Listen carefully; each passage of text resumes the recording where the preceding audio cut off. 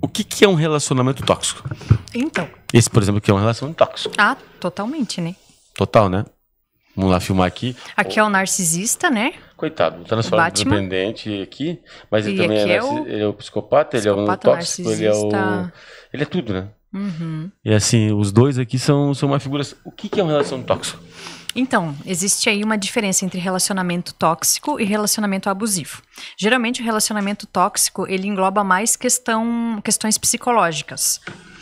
O relacionamento abusivo, ele já tem por si só a toxicidade, né? Já tem a questão, né, querendo ou não, uma questão psicológica aí também, mas também pode ser um abuso físico, um abuso sexual, né? Então, se enquadra em outras formas de abuso também.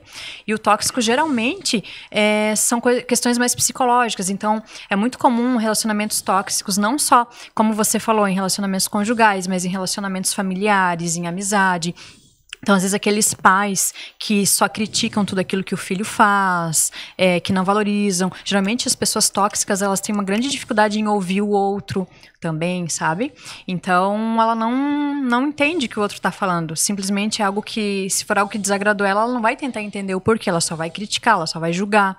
Então, aquela pessoa que passa aí uma energia ruim. E quando eu falo energia, não é uma questão mística, né? É aquela pessoa que é muito pesada, muito pessimista. Viscosa. Reclama demais de tudo, sabe? Então, acaba deixando a outra pessoa mal também. Sim, mães tóxicas, por exemplo, uma mãe que faz diferenciação de filhos, por exemplo, a gente percebe muito. Nossa, às vezes, como é comum. Às vezes eu fui olhar esse dia na história, a gente percebe Abraão e Jacó, José do Egito. Cara, o José do Egito, coitado, ele foi metralhado, mas também a toxicidade dos irmãos que tinham, um ganhava túnica melhor do que a outra. Coisas assim sem sentido. Eu não sei se os pais faziam proposital ou não faziam, ou por falta de maturidade, né? Assim, o que eu vejo, né, em famílias, né, que existem aí vários filhos, é natural, é comum você ter mais afinidade com um filho ou com o outro. E também é mais comum também você ter mais atrito com o pai, que você ter mais semelhança, né? Às vezes, se identifica, sim, o espelho, fecha né? O pau, né? Sim. Fecha o pau. Eu sempre digo, vocês são muito parecidos? Somos. Tá, personalidade. Eu falo, não, os gostos são diferentes, mas a personalidade é muito igual. Vai dar atrito, né? Vai. Isso é meio tóxico. Um não quer ceder pro outro, não quer ouvir o outro, né? Sim, e mães, às vezes, por filhos, a gente percebe claramente o desejo dela pelo outro, a proteção dela pelo outro.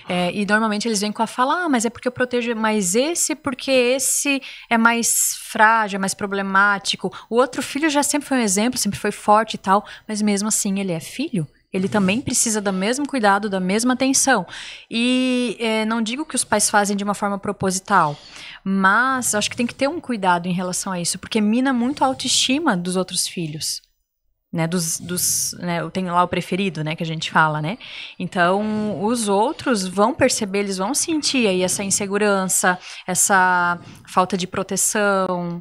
Que eles são filhos, eles precisam também. Exatamente. São iguais, né? Então, assim, por mais que tenha mais afinidade com o outro, pelo menos dá uma disfarçada, né? Ou vai procurar por que tem entender, essa questão parcial, né?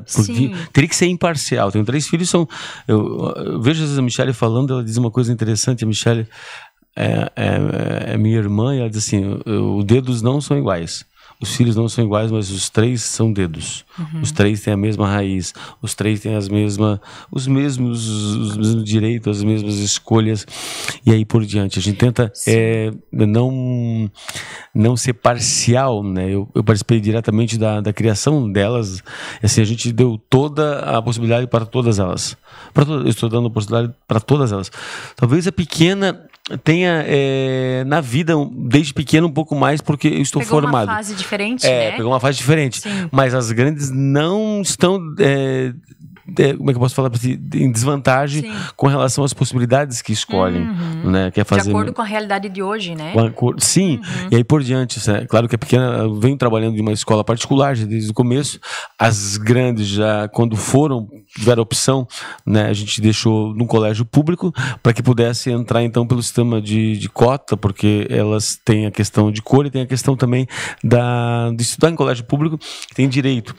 Mas as 3 têm a opção de medicina, as 3 tiveram a opção do que quisesse, fizeram inglês iguais e aí por diante, né? Eu não estou mudando nada, mas se a gente não cuidar, a gente em pequenas coisas, até em presentes, em coisas pequenas, você acaba sendo parcial, e isso é muito ruim, né? Eu me lembro na antiguidade dos avós, né? Teoricamente, a avó às vezes dá um pouco de proteção a mais para nós, porque nós não tínhamos pai, né? Mas ela nunca deixou assim, todos comiam iguais, todos tinham. A gente estava mais lá. A gente estava mais presente. Mas ela nunca deixou, eu gosto mais desse, sou mais desse. Não transparecer nada, né? Sim, nunca foi assim, foi sempre igual.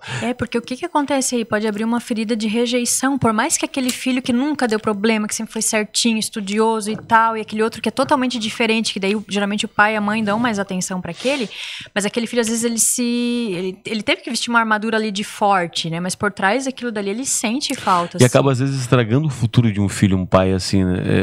O guri tem tudo para ser um guri promissor, um guri que vai vencer, ele acaba não conseguindo se desenvolver, porque ele carrega consigo, não sabe lidar com as suas emoções, acaba tendo frustrações, não sabe lidar com a frustração, né? E se sente, como você falou, se sente sozinho, se sente inseguro, se sente rejeitado, e nem todo mundo sabe lidar com a rejeição, né? Alguns acabam parando, alguns acabam atrofiando, paralisando, né? Não consegue desenvolver ao longo da vida.